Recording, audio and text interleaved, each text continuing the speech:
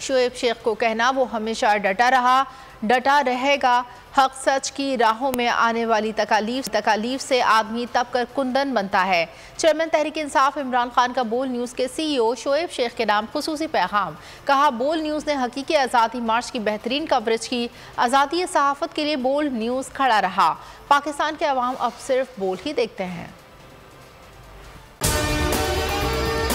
और अगर आपको हमारी ये वीडियो पसंद आई है तो लाइक पर क्लिक कीजिए।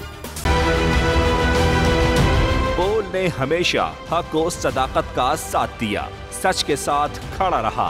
हम हैं मिसाल अब्र, मगर इस हवा से हम डर कर सिमट ही जाएंगे। ऐसे भी हमने बड़ी मुश्किलात, बड़े बड़े चैलेंजेस है, उसकी आदत डरा रहा है। मेरी फितरत डरा नहीं हूँ मैं, और ये ईमान की ताकत की वजह से।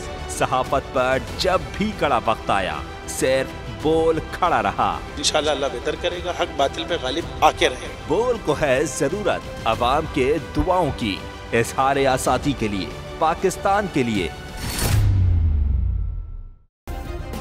सब्सक्राइब करें और बेल दबाएं ताकि कोई खबर रह न जाए।